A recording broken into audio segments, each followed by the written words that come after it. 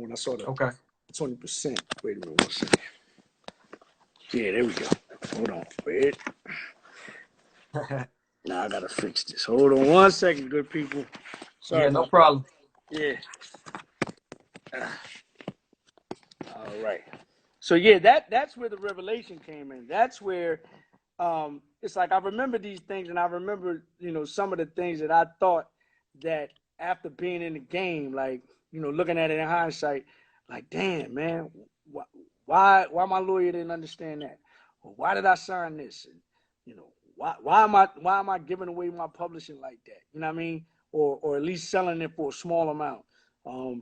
These are the questions that always ran across my mind as things started to spiral down. And so that's when that decision came in and that revelation came in. The reason why it came in is because of the experiences that I went through, what I'm saying, up until that time. So to answer your question, no, I had no inclination, no desire, had no idea that would be the path that I would take. You know what I'm saying? Can you name some of the clients you've represented in the past and you currently represent? Oh, man. Shout out to Young Guru, went to Howard, greatest engineer in the world. You know who he gets down with. He gets down with Jay, of course. I represented him on a couple of things. I represented a company that represented Kobe Bryant on a project. Represented Solange Knowles on a couple of things. Represented Kelly Rowland. You know what I'm saying? Through a good friend of mine, Jen, who had a company called Invisible Inc., who had all of these clients. And so therefore, she ran them to me. And then I did those deals in the early stages of me getting out of law school. Eric Roberson, Algebra Blessed, two of the premier independent solo R&B artists out there. And then let's see, who else? R.J. Payne. Look out for the name R.J. Payne, man. He's a monster on the mic, man. You know what I'm saying? Griselda looking at him heavy. So, though it was looking at him heavy, and we, now he has his own thing, EIMG, and that's an independent situation, and he's about to explode on. So these are the people that I've been able and fortunate enough to work with right now in this business. 2014, you stepped back into the music biz. You got Yes, your sir. own label. Can you tell us about your label and what you got coming up on that? Yes. The name of the company is called Left Entertainment. It's a company that was developed by myself and my wife, Lori Lee. I deal with the music side. She deals with the film and television side. And, we created this company based on the knowledge, experience, and the creative aspect that will never go away. You know what I'm saying? Like, regardless of whatever professions that I have and other people that I work with regards to, being an attorney, my first love and only love will be as a creative with regards to spitting bars, with regards to production, with regards to hip hop, with regard, like, that's it. You know what I'm saying? I will be doing that until the day I die. I don't care how old I am, as long as God gives me the ability to be able to, put together words like I do and have it translate and people convey it in the way that I would like them to convey. I mean, people receive it, you know what I'm saying, the way I would like them to receive it based off of me conveying it the way I want to convey it, then I'm going to continue to do that forever. So I dropped the album in 2014 called ESQ, which basically explains the gap, what happened to Trey, why I disappeared, everything that we've talked about. I put it on wax, and it's available on all platforms as well as on my website, TraceyLeeMusic.com. And then in 2019, I collaborated with this brother by the name of Ojiz, bananas producer out of Baltimore. We did an entire project from top to bottom called Expect the Unexpected, which is also available on all platforms. We released that on New Year's Day, 2019, last year. And so, nothing stops over here, man. And like I told you, I'm working on a new project now, which hopefully will be done by Memorial Weekend. At least that's the goal. So, nothing stops over here. Like I said, as long as God continues to give me the gift, I'm gonna keep on giving. You know what I mean? Right. We got about 15 minutes before we get out of here. And like I said before, you got a lot of accomplishments, and I'd like to go down the list, and you can tell me if they're correct, and Sure. you can speak on them a little bit. You joined the faculty staff at Copen State University. Yes, yes, that is correct. I'm no longer teaching there, but that was in 2016. Had a wonderful time with the students, man. A wonderful experience. And as a matter of fact, I'm glad you brought that up because that is really my ultimate goal. I want to be a full time educator. I want to be able to talk to the kids, you know, and hopefully we can get through this. We will get through this COVID-19 situation. But one of the things that I was doing was putting together a curriculum to be able to teach at my alma mater, like Howard University. So that was something that I thoroughly enjoyed, man. That was something that is just a passion of mine to be able to get back and educate cats that want to get in this game and want to understand it and want to understand it the right way.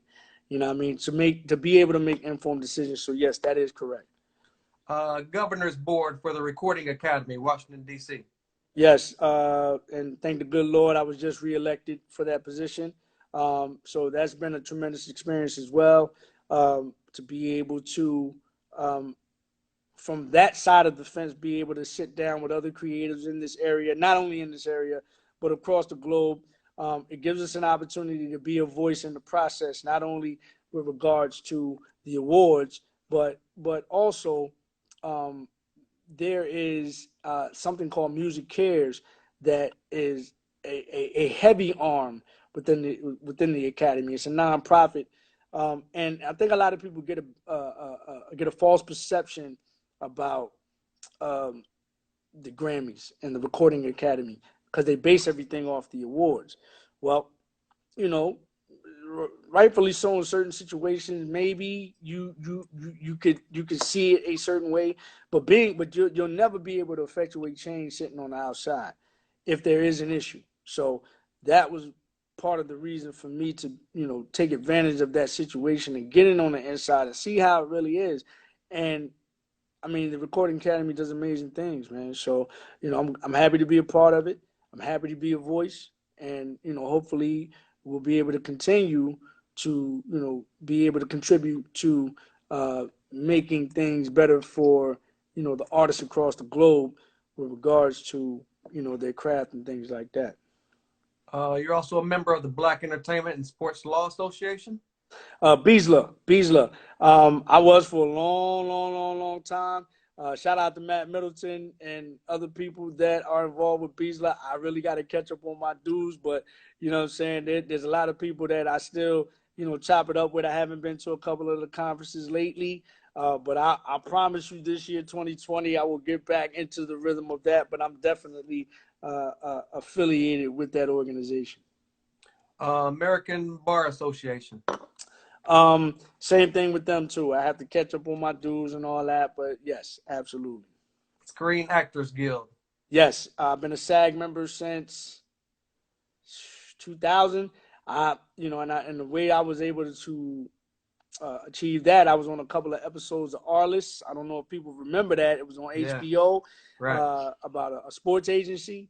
So um, so I was able to, obtain my SAG card from that, and been a member since. Like I said, I think it was 2000 or either 99 or 2000, but been an active member ever since. American Federation of Television and Radio Artists. AFTRA, yeah, that's a merger. So SAG and AFTRA merged a few years ago. So it's really under the same umbrella. But yes, I'm a member of them as well. Okay, we got about 10 minutes left. We're going to get into some fan questions before we get out of here. Mm-hmm. DITC Forever 94 wants to know where there's supposed to be any more songs with you and Biggie in the future. I'm not certain, but what I am certain is that God rest his soul. Prior to Big passing away, there was a big tour that was going down, and I was the opening act of that particular tour. So there's no telling. I was just talking to Wayne Barrow, who is also one of the one of the people that run by Storm, as Mark's cousin. We were just talking. What was that?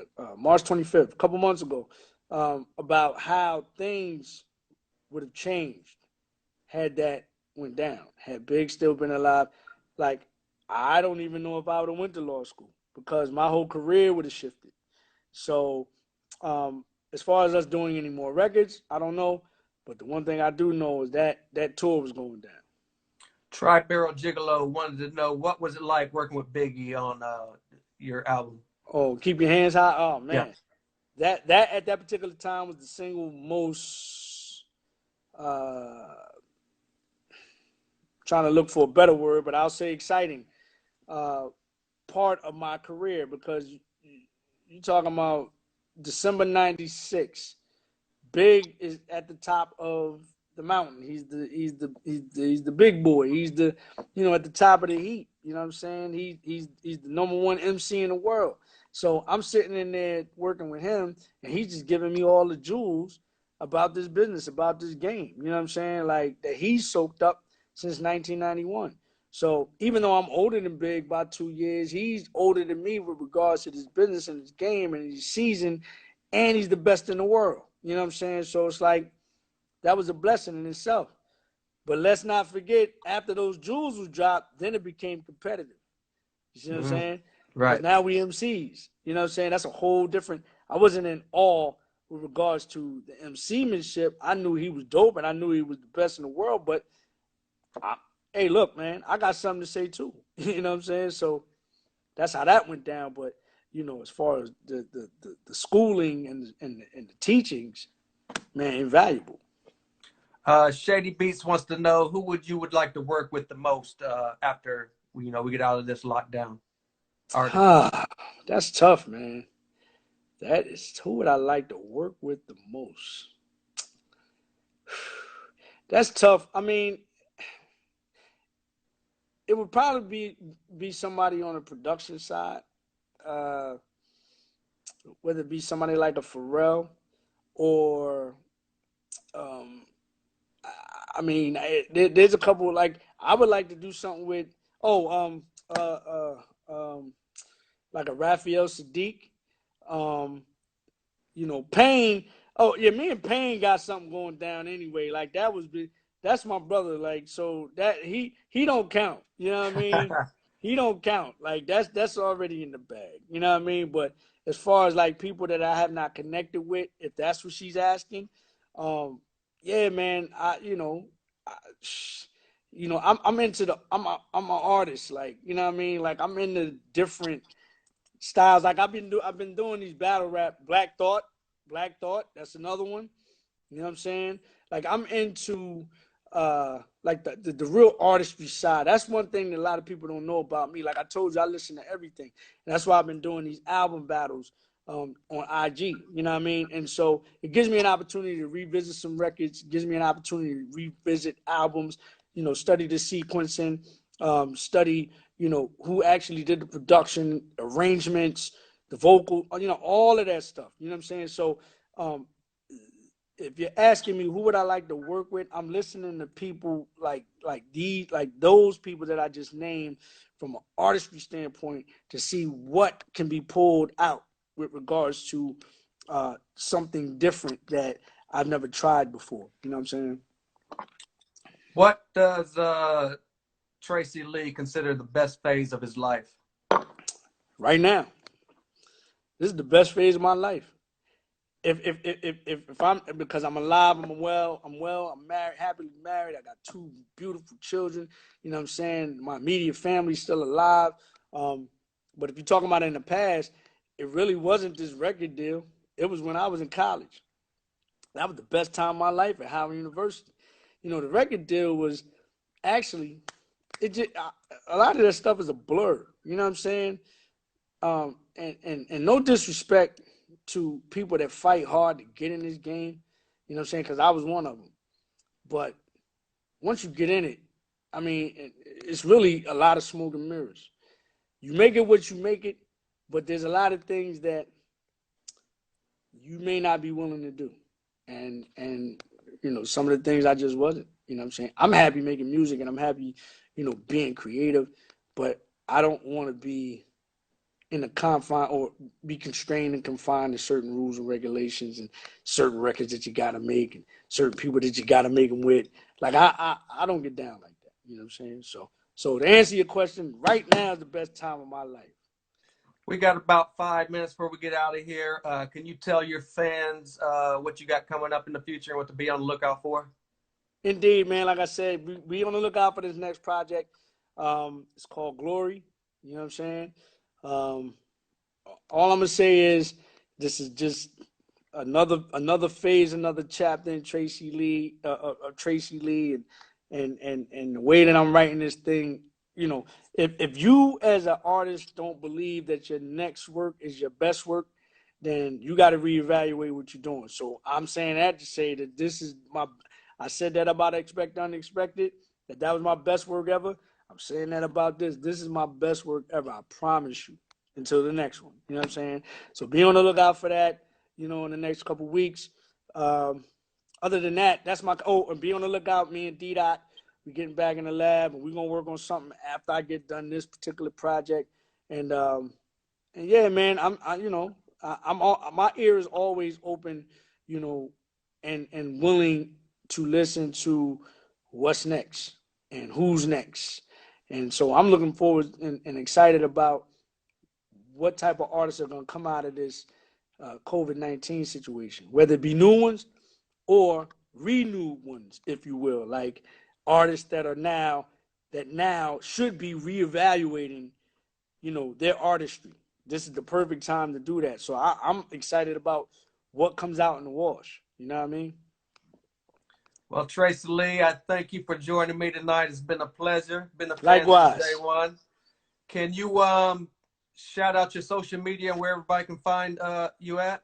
Absolutely. So, of course, on IG is Tracey Lee ESQ. You can also find me on Twitter at TRAYLEE, Trey Lee. You could also, if you're on Facebook, of course, Tracey Lee. And you can find me on my website. It's TraceyLeeMusic.com, TRACEYLEE music.com. And I also have merch available. I just launched, I forgot to mention that, launched a brand new sneaker. You know what I'm saying? A couple of months ago. I stopped advertising based on the sensitivity of the situation, because we don't know where people's pockets are. And so I don't want to impose on that.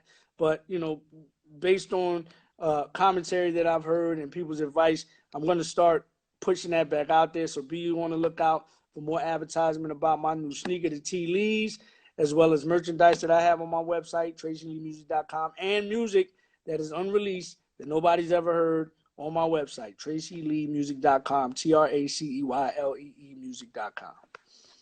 This has been episode 19, Quarantine Sessions. I'm the journalist Sin-seer. That is Tracey Lee. Thank you so much, Tracey Lee. Thank you, Sin-seer. I appreciate you, brother. Let's keep in touch and send me that new music when you get it. Oh, I got you for sure. Absolutely. All right. See you soon. My man. Peace. All right. Peace. Yes, sir.